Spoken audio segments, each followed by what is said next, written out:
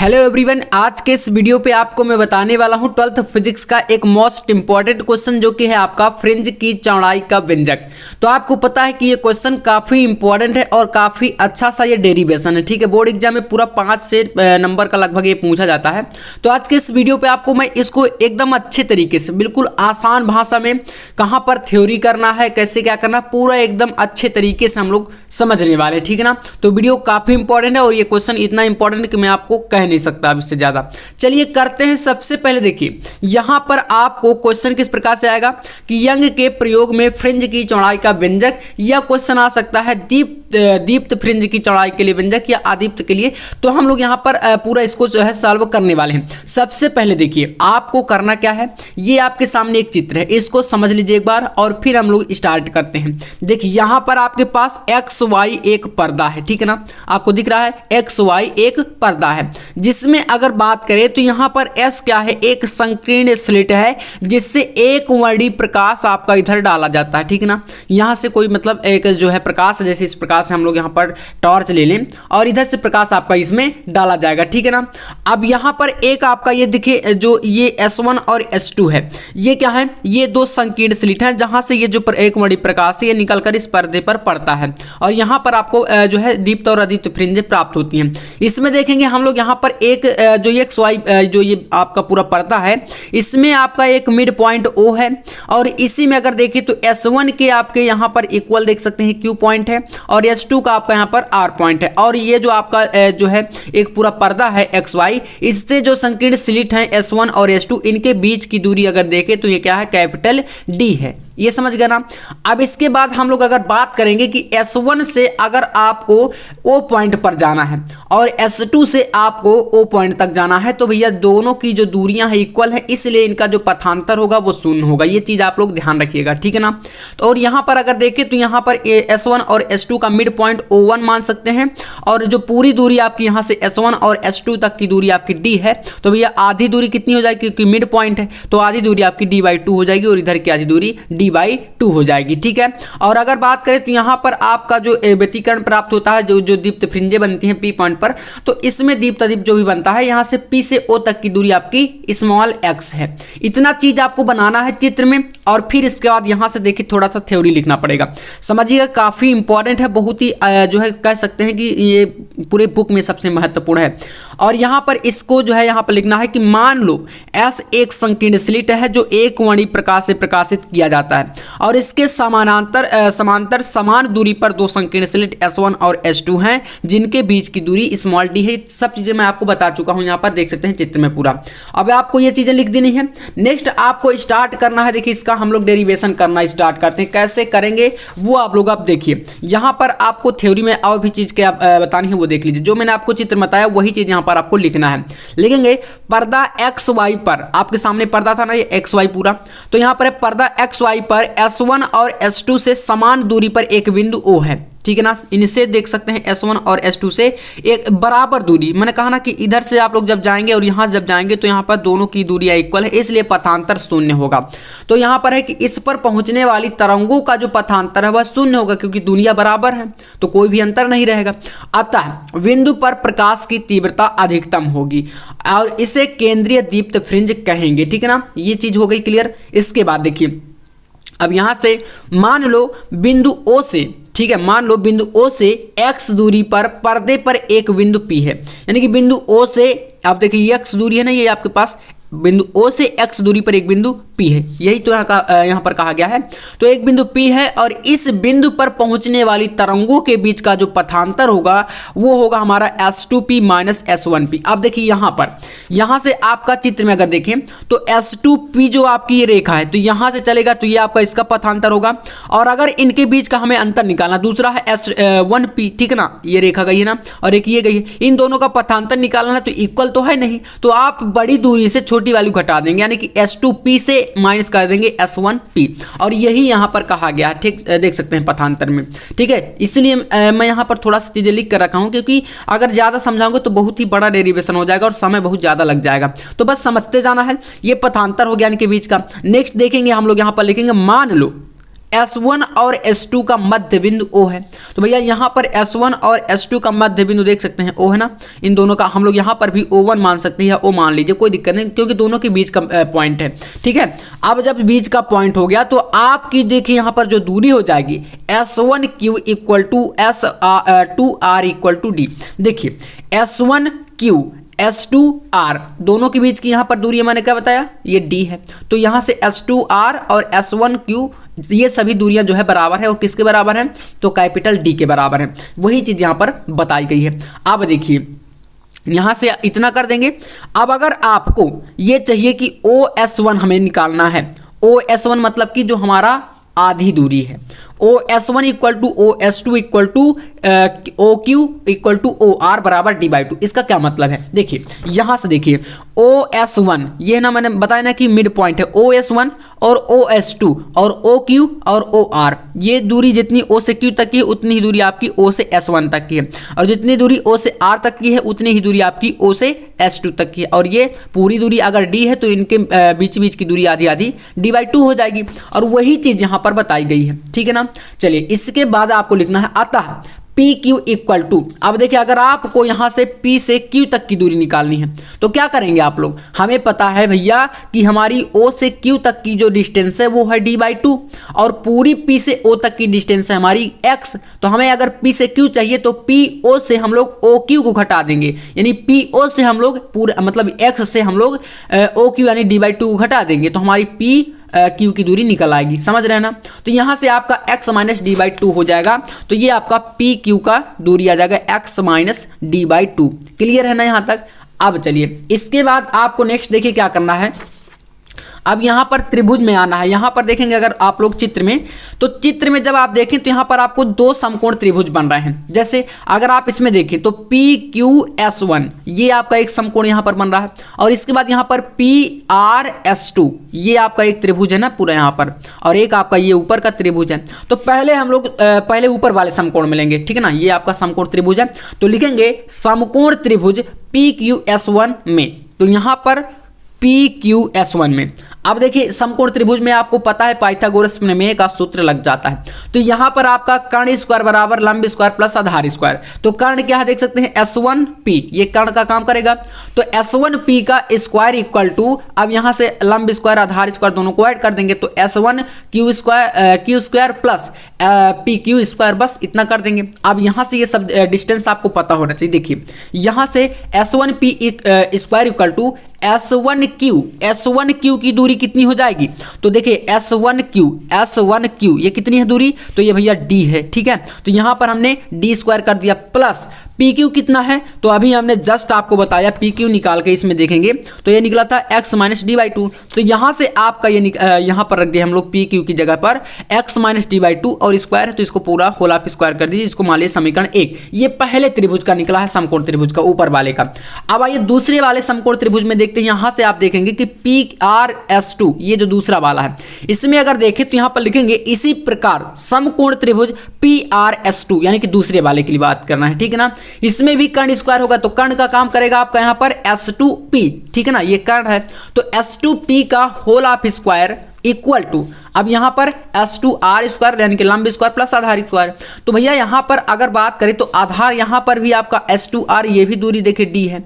ठीक है, तो यहाँ पर भी क्या हो जाएगा आपका हो जाएगा D स्क्वायर, और फिर करेंगे प्लस, और यहाँ पर PR देखिए कितना है, P से R तक की दूरी। तो यहां से अगर बात करेंगे तो ये देखिए P से O तक की दूरी कितनी है, X है, और O से R तक की दूरी D/2 है। तो यहां पर X प्लस D/2 ये हो जाएगी पूरी दूरी, है ना, P से R तक की। तो आप क्या करेंगे, P से R में जो है X प्लस D/2 का होल ऑफ स्क्वायर कर देंगे, और इसको मान लेंगे समीकरण 2। अब देखिए दो समीकरण आ गए आपके, यहां पर लिखना है समीकरण 2 में से एक को घटाने पर। देखिए यहां से आप लोग समीकरण 1 से जो है आपको क्या करना है, 2 को घटा देना है। अब देखिए थोड़ा समझने का आप लोग प्रयास करेंगे, बोलेंगे कि भैया आप पूरा डायरेक्ट आ रहे हैं। तो देखिए समीकरण हमारा यहाँ पर एक ये है और 2 ये है, तो अगर 2 से हमें 1 को घटाना तो इस वाले समीकरण से पहले वाले को घटाना है। तो यहाँ पर देखिए ये आपका दूसरा है H2P², तो H2P² माइनस S1P², इधर का आपका हो गया। तो अब आएंगे हम लोग इधर तरफ, ठीक है ना। तो यहाँ पर क्या है D² plus x plus D/2 का होल ऑफ स्क्वायर, और यहाँ पर है आपका D² minus x minus D/2 का होल ऑफ स्क्वायर। तो देखिए जब घटाएंगे, घटाने की बात कर रहा है, तो ये दोनों प्लस की वैल्यू है, तो यहाँ पर D² से D² आपका क्या हो जाएगा, कैंसिल हो जाएगा। आप लोग घटा के कर लीजिएगा, बहुत ही आसान इसको कर देंगे तो ये हो जाएगा। अब बचेगी वैल्यू आपकी यहाँ पर x प्लस D/2 का होल ऑफ स्क्वायर, और फिर माइनस करके यहाँ पर बच जाएगा ये वाला वैल्यू, क्योंकि D² से D² कैंसिल हो जाएगा, दोनों वैल्यू बराबर हैं, और यहाँ पर ये दोनों बचेंगे, तो इनको यहाँ पर इस प्रकार से लिख दिए। घटाने पर ये चीज इतना आएगी, ठीक है। अब देखिए जब आ गया घटाने पर, तो यहाँ पर आप देखेंगे तो a प्लस बी बन रहा है ना, तो a प्लस बी का होल ऑफ स्क्वायर यहाँ पर लगेगा, और यहाँ पर a माइनस बी का होल ऑफ स्क्वायर लगेगा। समझ रहे हैं ना। देखिए a प्लस बी का जब होल ऑफ स्क्वायर करेंगे तो a² यानी कि x² प्लस 2ab, यानी कि देखिए यहां पर समझने का प्रयास करिए कि थोड़ा सा कंफ्यूज आप हो सकते हैं। इसमें अगर आप इसमें लगाते हैं a प्लस बी का होल ऑफ स्क्वायर, तो यहां पर क्या आ जाएगा x² यानी a² प्लस आपका आ जाएगा 2ab मतलब 2 और a का मतलब x और b का मतलब D/2, तो 2 से 2 कैंसिल, तो कितना बचा xd बचा, इसीलिए यहाँ पर xd लिखा गया है, ठीक है ना। और प्लस आपका यहाँ पर हो जाएगा b² यानी कि D/2 का होल ऑफ स्क्वायर, तो d² हो जाएगा, और y का 2 है तो यहाँ पर इसका 4 हो जाएगा, तो d²/4, तो ये आपका इस प्रकार से बनेगा। फिर माइनस है, इसके बाद अगर देखेंगे तो यहाँ पर a माइनस बी का होल ऑफ स्क्वायर लगेगा। a माइनस बी का होल ऑफ स्क्वायर क्या होता है, तो a² और फिर इसके बाद होता है यहाँ पर प्लस b² माइनस 2ab, ऐसा करके होता है। तो यहाँ पर देखिए इसमें फार्मूले को आपको रख देना थोड़ा सा, यहाँ पर माइनस चिन्ह भी आपका देखिए यहाँ पर लगा है, तो इसमें आपका होता है यहाँ पर देखिए ये माइनस चिन्ह आपका इसमें लगा है ना, तो यहाँ से ये माइनस चिन्ह आपका इसको जो है डायरेक्ट हम लोग इसको बदल देंगे, ठीक है, क्योंकि माइनस है तो यहाँ पर इसको एक बार ब्रैकेट में रख के आप चिन्ह को बदल सकते हैं डायरेक्ट, है ना। वैसे यहाँ पर मैंने डायरेक्ट देखिए इसको चेंज भी कर दिया है, तो ये आपका यहाँ पर a² plus b² minus 2ab से आपका ये चिन्ह जो है डायरेक्ट बदल गया है। तो यहाँ से देखिए ये आपका बनेगा x² प्लस xd इसका, और plus d² minus x² plus xd minus d²/4। अब अगर आप देखेंगे तो x² कैंसिल हो जाएगा, क्योंकि ये प्लस माइनस का है। इसी प्रकार से d²/4 और यहाँ पर d²/4 ये प्लस माइनस के हैं, ये दोनों कैंसिल हो जाएंगे, बचेगा xd और xd, तो दोनों को जोड़ देंगे तो कितना हो जाएगा, ये बनेगा 2xd। समझ रहे हैं ना, कितना बनेगा 2xd, क्योंकि दोनों जुड़ गए और प्लस माइनस की वैल्यू कट गई। तो यहां से अगर देखें तो h2p² minus s1p² equal to यहां पर बच गया 2xd। समझ रहे हैं। अब देखिए यहां पर बोलेंगे इतना तो भैया समझ में आ गया, अगर इतना समझ गए हैं तो नेक्स्ट आपको पूरा चीज समझ में आने वाला है, कोई दिक्कत नहीं। यहां पर देखिए a² माइनस b²। अब देखिए इसको क्या हम लोग लिखे हैं समझिएगा थोड़ा सा।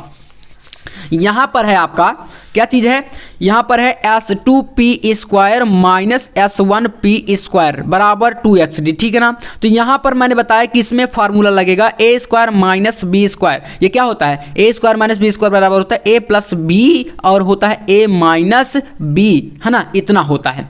तो इसी प्रकार से इसका क्या बनेगा s2p प्लस s1p ब्रैकेट में एक बन जाएगा, ठीक है, इस प्रकार से बनेगा। यहां पर इसका बनेगा s2p प्लस s1p और एक बनेगा s2p माइनस s1p, इस प्रकार से, है ना। तो एक हमने यहाँ पर माइनस वाला देखिए ले लिया, क्योंकि हमें बीच का अंतर निकालना है, तो s2p माइनस s1p को हमने ले लिया, बचेगा कितना, ये s2p प्लस s1p। तो इसको हमारा जो बचा वैल्यू है इसको 2xd के बटे में पहुंचा देंगे, तो यहाँ पर पता चला जाएगा s2p प्लस s1p। ये आपका इतना समझ में आ गया। यहाँ पर कौन सा सूत्र लगा, a² माइनस b² का, और इसको मान लेंगे समीकरण नंबर 3। क्लियर है ना। तो इसको हम लोग समीकरण 3 मान लेंगे। चलिए इसके बाद अब आपको क्या करना है समझिएगा। यहां पर आपको लिखना, जो चीजें देखिए बता रहा हूं इतना तो आपको क्लियर हो रहा है ना। अब आइए फिर से थोड़ा सा एक बार चित्र में, यहां पर काफी इंपॉर्टेंट है, ये बोर्ड एग्जाम में 100% आता है आपके, ठीक है।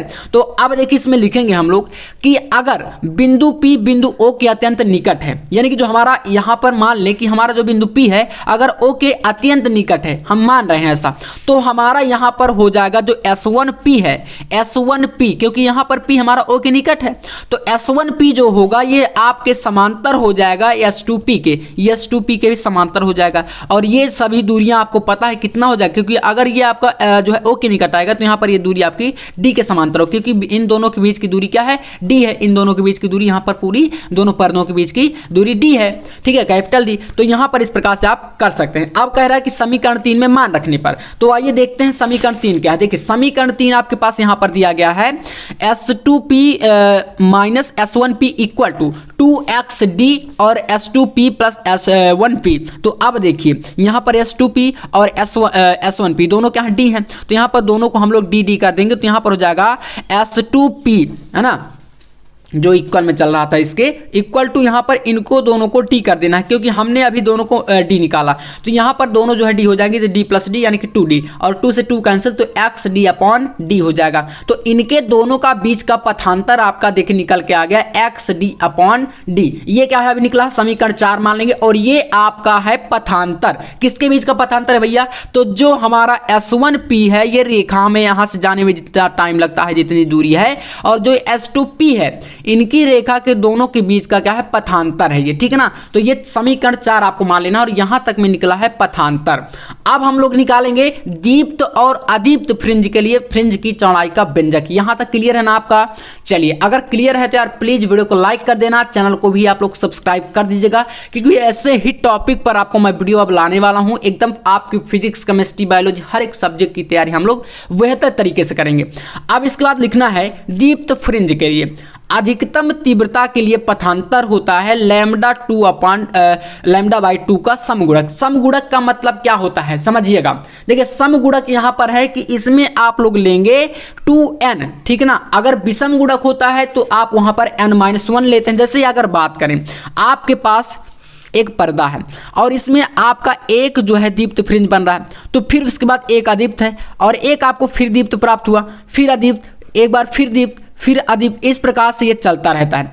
तो अगर बात करें तो हम लोग अगर 2n मानेंगे, 2n, तो ये हमारा समगुणक है, ठीक है ना। n बराबर आपका हो जाए, यहाँ पर हो सकता है 1, 2, 3 ऐसे करके, ठीक है ना। अगर आप विषम गुणक को लेंगे तो यहाँ पर हो जाएगा n-1। अगर मान लीजिए 10वीं फ्रिंज है, तो अब इससे अगर हम लोग n बराबर 10 लेंगे तो इससे पहली फ्रिंज आपकी 9वीं पड़ेगी। तो इस प्रकार से n-1 आपका विषम गुणक में आ जाता है। तो यहाँ पर देखिएगा लिखेंगे अतः समीकरण 4 से, समीकरण 4 क्या है यहाँ पर देख सकते हैं, ये आपके सामने है। और समीकरण 4 से जब आप लेंगे तो पथांतर आपका क्या है, XD अपॉन डी हमने निकाला है, तो ये इक्वल हो जाएगा। आपका कह रहा है कि यहाँ पर अधिकतम तीव्रता के लिए जो पथांतर है λ/2 का समगुणक है, तो यहाँ पर 2n और λ/2 कर देंगे, ठीक है ना। 2n λ/2, क्योंकि इसका समगुणक हम ले रहे हैं, ठीक है ना। तो यहां पर आपका हो जाएगा इसका समगुणक, और यहां पर x का मान अगर आप निकालेंगे तो d आपका क्या जाएगा, इसके गुणे में ऊपर जाएगा और स्मॉल d बटे में आएगा। तो x इक्वल टू यहां पर 2 से 2 कैंसिल हो गया, ठीक है ना, 2 से 2 कैंसिल, n लैम्डा ऊपर बचा, तो n लैम्डा और यहां पर कैपिटल D ऊपर और स्मॉल d नीचे, तो x बराबर n lambda capital D upon small d, इसको समीकरण 5 मान लेंगे, जहां n इक्वल टू आपका क्या हो जाएगा 1, 2, 3, 4, कोई भी मतलब फ्रिंज की संख्या हो सकती है, ठीक है ना। इसके बाद देखिए नेक्स्ट लिखेंगे अदीप्त फ्रिंज के लिए। अदीप्त फ्रिंज में जस्ट अपोजिट होता है, क्या अपोजिट होता है, लिख देंगे न्यूनतम तीव्रता के लिए तरंगों के मध्य पथांतर λ/2 का विषम गुणक होता है। इसमें आपका विषम गुणक लेंगे, विषम गुणक मतलब n-1 कर देंगे, ठीक है ना, जो कि मैंने आपको जस्ट बताया। इसको भी समीकरण 4 से अगर आप लेंगे तो यहां पर देखिए समीकरण 4 क्या है, ये आपके पास है, और XYD इसका पथांतर है, तो पथांतर XYD इक्वल टू 2n-1, और ये होता है λ/2 का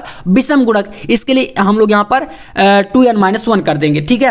अब यहाँ से जब हम लोग 2n-1 कर दिए तो यहाँ से अगर आप x का मान निकालेंगे तो यहाँ पर 2n-1 और λ/d, और यहाँ पर हो जाएगा आपका जो स्मॉल d इसके बटे में, और यहाँ पर 2 है ही, तो ये चीज आपका समीकरण 6 बनेगा, ठीक है ना। समीकरण 6 आपको यहाँ तक समझ में आया।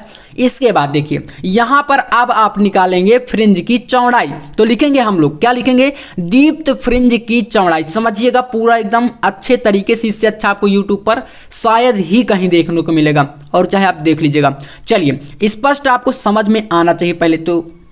यहाँ पर आप लिखेंगे थ्योरी में क्या कि किन्हीं भी दो अदीप्त फ्रिंजों के बीच फ्रिंज की जो यहाँ पर एक दीप्त फ्रिंज होती है, जैसे मैंने आपको बताया था, कह रहा किन्हीं भी दो अदीप्त फ्रिंजों के बीच दीप्त फ्रिंज होती है। यानी कि ये जो अगर अदीप्त फ्रिंज हैं दो, तो इनके दोनों का जो ये पार्ट है आपको ये एक दीप्त मिलेगा। फिर आपको अगर देखें तो यहाँ पर आपकी दो अदीप्त हो जाएंगी ये और ये, तो यहाँ पर ये बीच का पार्ट आपको दीप्त मिलेगा। ऐसे ये क्रम चलता रहता है, वही चीज यहाँ पर कहा गया है। तो यहाँ पर लिखेंगे अतः दो क्रमागत अदीप्त फ्रिंजों के बीच की दूरी दीप्त फ्रिंज की चौड़ाई के बराबर होती है। समझ रहे ना। मान लीजिए भैया आपके पास कोई, देख सकते हैं यहाँ पर आपके पास एक पर्दा है, इसमें एक अदीप्त बन रही है, दूसरी यहाँ पर इतनी फ्रिंज दीप्त फ्रिंज की ये चौड़ाई हो गई, फिर आपकी अदीप्त बनेगी, फिर ये चौड़ाई आपकी खाली, तो यहाँ से फिर बनेगा। ऐसे कह सकते हैं ये आपकी जो है दीप्त फ्रिंज बनती है यहाँ पर, और ये आपकी अदीप्त खाली है। तो यहाँ पर ये जो बीच की दूरी है ये आपकी दीप्त फ्रिंज की चौड़ाई कहलाएगी। तो यहाँ पर इस प्रकार से हो जाएगा। अब लिखेंगे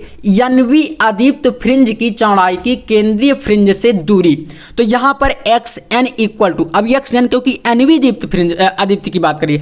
अदीप्त क्यों आ रहा है? क्योंकि आपको दीप्त फ्रिंज की चौड़ाई अगर निकालनी है तो उसके दोनों के बीच आपका पड़ रहा है क्या, एक दीप्त के बीच अगल बगल आपका पड़ रहा है, कहें तो साइड में अदीप्त फ्रिंज है। इसके लिए यहां पर आप समीकरण 6 से लेंगे और यहां पर एक्स एन इक्वल टू कर देंगे 2n-1 lambda D upon small D. इतना समझ गए तो यहां से पूरा क्लियर है। इसको आप याद भी कर लीजिएगा अगर समझ में नहीं आ रहा, क्योंकि मैंने बता दिया यार, आप समझ सकते हैं, बहुत आसान है ये चीज। अब इसके बाद देखेंगे इसी तरह n-1वीं अदीप्त फ्रिंज की कोणीय फ्रिंज केंद्रीय दीप्त फ्रिंज से दूरी। तो यहां पर आपका n-1 हो जाएगा। n-1 का मतलब क्या है? अगर मैंने कहा कि आप इसमें अगर फोकस कर लिए जो चीज मैंने आपको यहां पर बताया है, तो पूरा व्यंजक आपको समझ में आ जाएगा। ठीक है, तो यहां से ये चीज आपकी बनती है इस प्रकार से। अब इसके बाद अगर ये चीज आपको समझ में आ गई तो यहां से देखिए अब आप क्या करेंगे, इन दोनों को आप लोग घटा देंगे। तो यहां से अगर हमें एनवी दीप्त फ्रिंज और n-1वीं दीप्त फ्रिंज के बीच की दूरी निकालनी है, तो यहां से आपका आ जाएगा क्या, देखिए इस वाले को हम लोग n-1 कर देंगे और माइनस आप लोग कर देंगे x n-1, तो दोनों को घटा दिए और ये दूरी दोनों को इधर लिख के यहां पर हमने घटा दिया। तो देखिए जब हम लोग दोनों को घटाएंगे तो क्या बनेगा, यहां पर देखिए अब इसमें आप चीजों को समझने का प्रयास कर सकते हैं। लैम्डा डी यहां पर दोनों से क्या है, ये कॉमन है, और 2d दोनों से ये कॉमन है, तो ये आपका अलग हो जाएगा। बचेगा अंदर क्या, यहां पर 2n-1 और यहां पर ये माइनस है और फिर 2n-3, तो ये बता, तो ये माइनस जो है आपका इसको प्लस कर देगा, तो इसलिए यहां पर ये 3 बन गया है ना। अब देखिए इसके बाद जब ये 3 बन गया तो यहां से आप इसको क्या कर सकते हैं, यहां से आपका जो है इससे ये कटेगा, तो यहां पर क्या बचेगा, प्लस का 2 बचे, क्योंकि प्लस का 3 है और ये माइनस का 1 है, और -2n ये कैंसिल हो जाएंगे आपके। बचेगा यहाँ पर क्या, प्लस का 2 और यहाँ पर lambda D upon small D. तो ये फ्रिंज की चौड़ाई W इक्वल टू हो जाएगा, यहाँ पर 2 से 2 cancel, lambda D upon small D. इस प्रकार से देख सकते हैं पूरा का पूरा व्यंजक आप आसानी से निकाल सकते हैं। ठीक है, इतना ही आपको करना है। तो अगर वीडियो पसंद आए तो लाइक कर देना, और ऐसे इंपॉर्टेंट टॉपिक पर वीडियो पाने के लिए चैनल को सब्सक्राइब प्लीज कर लीजिएगा। मिलते हैं नेक्स्ट वीडियो नेक्स्ट टॉपिक के साथ, तब तक के लिए जय हिंद, वंदे मातरम।